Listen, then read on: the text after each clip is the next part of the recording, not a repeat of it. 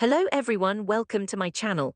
Jason Morgan stood silently at Pier 54, the cold breeze sweeping across the water, brushing past his leather jacket like a final goodbye. The docks were always quiet at this hour, no shipments, no guards, just the lapping of the tide and the rustle of wind across steel and salt. He stared out into the inky expanse, unsure if this time this departure felt different. It wasn't death, not this time, but it felt like an ending all the same. Port Charles was asleep, but its undercurrents always moved, quiet deals, deep secrets, buried pain. Jason had lived in the shadows of those currents for decades, saving lives, taking bullets, burying love. But now there was something tugging deeper than a mob war or a crisis to be a hero. It was life, real life, calling out to him, whispering through the smile of his new wife and the scent of peace on her skin. Behind him, the city twinkled as if nothing had changed. But everything had. Earlier that day, Sonny had stood across from Jason at the coffee warehouse, arms crossed, voice low but loaded. "You sure about this?" Sonny asked, jaw tight, "because walking away now you know how this works." Jason had looked at him, his friend, brother by bond not blood, and "Yeah," he said simply, "it's time."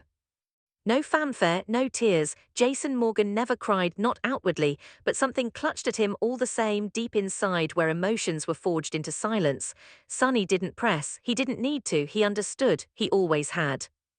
The news had traveled fast. Sam heard it from who heard it from Sonny, who got it directly from Jason, but it was the way Jason said it, not goodbye, not farewell, not even see you later, that left people unsettled. "I need some time," he'd said. "It's a short break." To Jason, it made sense. To the people who relied on him, who loved him, it felt like the ground had shifted. At Kelly's clutched her coffee cup tighter. "Jason doesn't take breaks," she murmured. "He disappears, he dies, he gets shot and returns from the dead, he doesn't just go." His eyes flicked upward from his laptop, blinking furiously behind thick lenses. Perhaps it is the evolution of a man long shackled to loyalty, now reaching for something more fulfilling, something human. Stared, "What are you talking about?" Love, whispered, then returned to his screen. Meanwhile, in a more sterile corner of town, GH's executive offices buzzed quietly as Frank, veteran producer, captain of the soap's stormy ship, took calls he didn't want to answer. The questions poured in from soap blogs, magazines, and social media whirlwinds. Is Steve Burton gone for good? Will Jason return? What about his contract? He stood at the window, watching clouds gather over Port Charles as though nature mirrored the confusion on the ground. Finally, he sighed, picked up the phone, and called TV Insider. "We love Steve," he said, steady but vague. "I'm glad the show worked it out so he can get some personal time with his family." The statement offered comfort but no clarity. It mentioned summer, it promised upcoming Jason storylines, but nowhere in that quote did it say the magic words fans needed: "He's coming back." Online chaos reigned. GH fans were quick to dissect every pixel of Steve Burton's Instagram post. The photo Jason on set, mid-scene, mid-scowl, looked recent. The caption read, "Taking a short break, spending time with my family, I'll be back this summer." Simple, polite, final. Yet fans weren't buying it. "This feels fishy," one commented. "Something off, GH is hiding something," wrote another.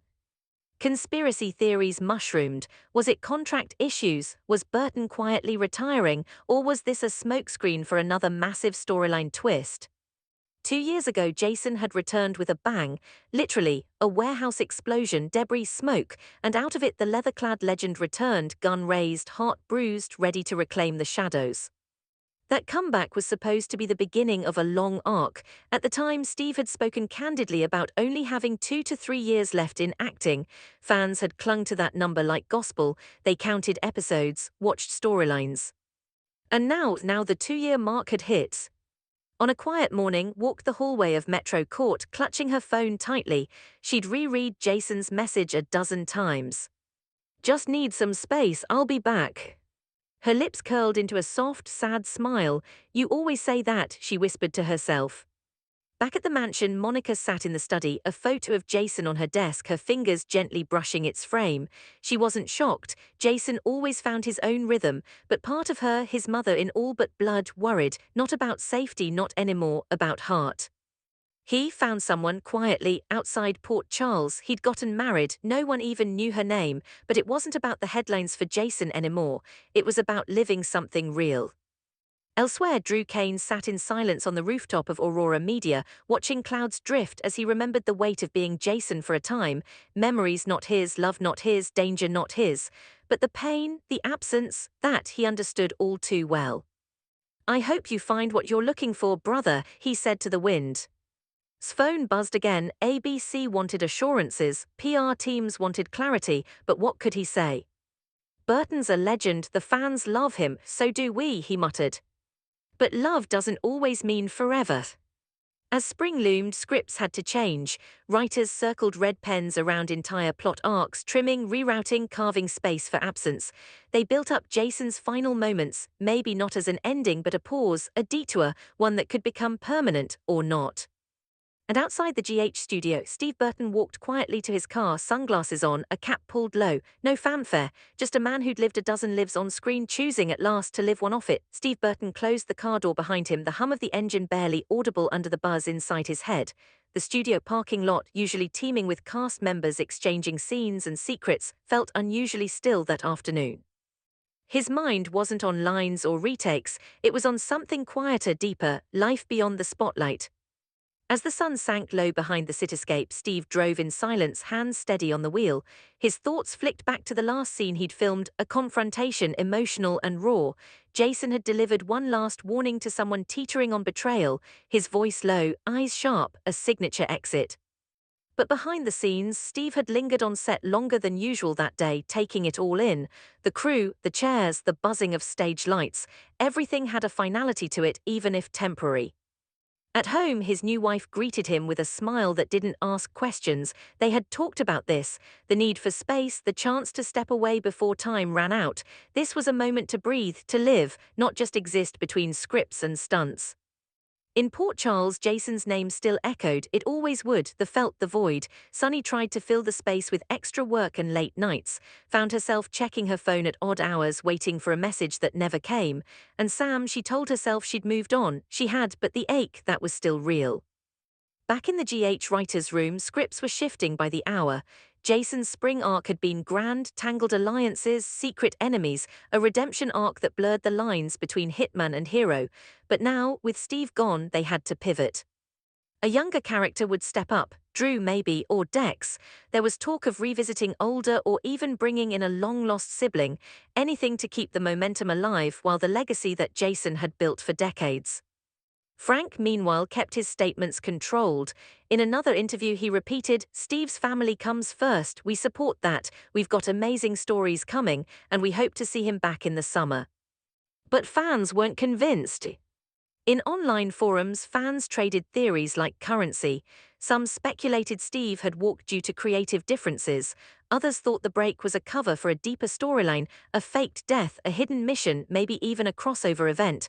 There were those who believed he'd signed with another network or was to direct. And then there were fans who didn't care about the reasons, they just missed him. "Jason's the heart of GH," one user wrote. "Without Jason, Port Charles doesn't feel right," said another.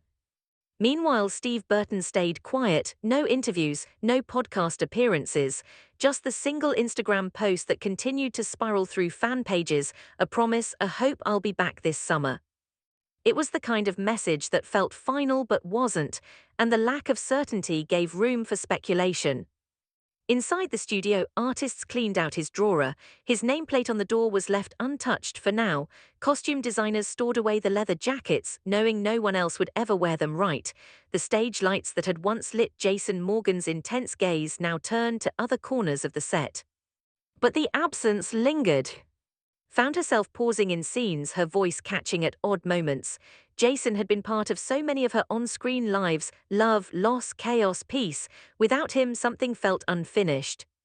At the police station set, the writers had planned a moment where Chase would open a file, Jason's, only to find it empty. The camera would hold on the folder, then fade to black. A metaphor, a question, an open door. Elsewhere, Anna, used to secrets and exits, remarked in a scene to Robert, "Sometimes the ones who vanish leave the loudest echoes." Lines like that weren't random, they were stitched in by writers as a nod to the man who had walked away for now. And still, the persisted. Was Steve renegotiating? Had he declined a contract renewal? Was he leaving on his own terms, or had the show decided to phase Jason out? No one had answers, not even the cast. And Jeannie Francis, both veterans of their own sabbaticals, understood the rhythm. Actors came and went, some returned, some didn't, but few ever did so with Jason Morgan's weight. Port Charles has survived earthquakes and explosions, once said with a smile. It'll survive this too, but fans, they never forget their heroes. That hero was now thousands of miles away, waking to a morning without scripts, sipping coffee not from a GH travel mug but from his own quiet kitchen. The face that had been Jason's now belonged solely to Steve again, husband, father, man. He held hands with his wife as they walked through town, not once interrupted by a fan or paparazzi, for now he was just Steve, and he liked it that way. But something at him still. A scene left unfinished, a promise left unspoken. Jason Morgan wasn't just a character, he was a lifeline for fans, for the show, for Steve himself. Back in the editing bay, technicians queued up Jason's final spring scenes. The music swelled, his silhouette faded into shadows, a phone buzzed once unanswered. Cut to black. Back online, Frank offered one last message.